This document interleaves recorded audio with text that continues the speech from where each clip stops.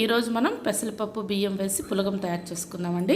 1.5 glass బియ్యము, అర glass పెసరపప్పు తీసుకొని శుభ్రంగా కడిగేసి కొద్దిగా నీళ్లు పెట్టి నానబెట్టేసుకుందాం. స్టవ్ వెలిగించుకొని కుక్కర్ గిన్నె పెట్టేసుకొని ఇందులో 2 టేబుల్ స్పూన్లు నూనె వేసుకుందాము.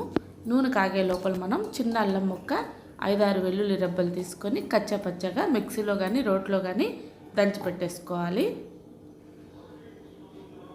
అల్లం వెల్లుల్లి రెడీ అయిపోయిందండి.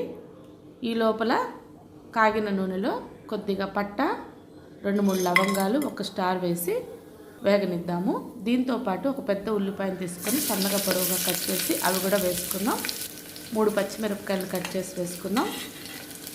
ఉల్లిపాయలు పచ్చిమిరపకాయలతో పాటు ఇదే టైంలో కొద్దిగా కరివేపాకు కూడా వేసేసి చక్కగా ఉల్లిపాయలు వేగేంత వరకు వేయించుకోవాలి.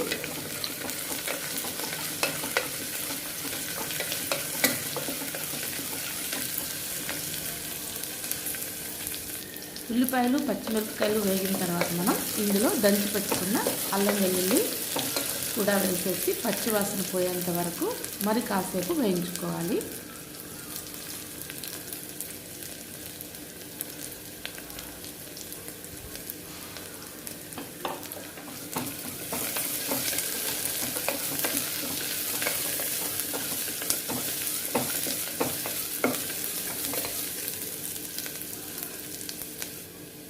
పావు టీ స్పూన్ జీలకర్ర కూడా వేసుకుందాం. పులగానికి మంచి రుచి వస్తుంది.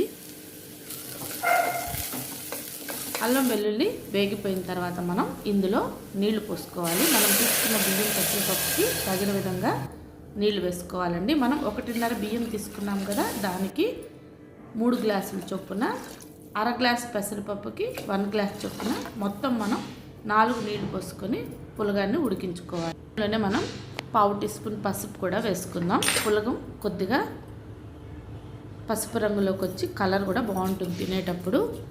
ఈ టైంలోనే మనం తగిన విధంగా కల్లుప్పు కానీ నార్మల్ సాల్ట్ కానీ ఏదైనా వేసేసుకొని రుచికి సరిపడా ఉప్పు వేసుకోవాలి. ఒకసారి మొత్తం కలిపేసి నీళ్లు తెల్లనివ్వాలి. ఇప్పుడు మనం నానిన పెసరపప్పు బియ్యాన్ని నీళ్లు మసులుతున్నప్పుడు ఇందులో వేసేసుకోవాలి.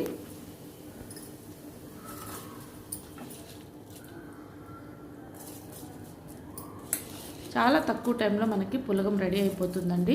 తినేటప్పుడు కూడా చాలా బాగుంటుంది. లంచ్ బాక్స్ కూడా చాలా బాగుంటుంది. వేడి వేడి పులగంలో కొద్దిగా టమాటో పచ్చడి కానీ లేదంటే పల్లీల చట్నీతో కానీ తింటే సూపర్గా ఉంటుందండి. అన్ని బియ్యం వేసేసుకున్న తర్వాత మనం కొద్దిగా కొత్తిమీర కూడా వేసేసుకోవాలి. ఒకసారి మొత్తం బాగా కలిపేసి మూత పెట్టేసి 2 విజిల్స్ రానిచ్చుకుంటే సరిపోతుందండి. మరి 3 అయితే మెత్తగా అయిపోతుంది, 2 అయితే మనకి పులగం కరెక్ట్గా బాగుంటుంది చూడడానికి కూడా. సో మనం 2 విజిల్స్ రానిచ్చుకుందాము.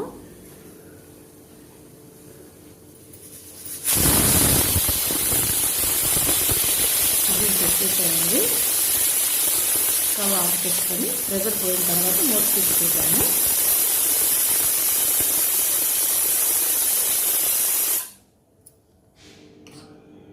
ప్రెషర్ పోయిన తర్వాత మూత తీసి చూస్తే మనకి చక్కగా మంచి సువాసనతో పులగం రెడీ అయిపోయిందండి. చూసారు కదా, 2 విజిల్స్ మంచిగా పొడి పొడిగా చాలా బాగుంది రైస్.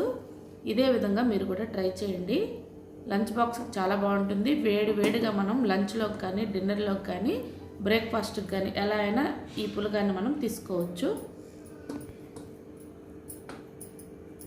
ఇంకా సర్వ్ చేసుకొని వేడి వేడిగా తినేద్దామండి.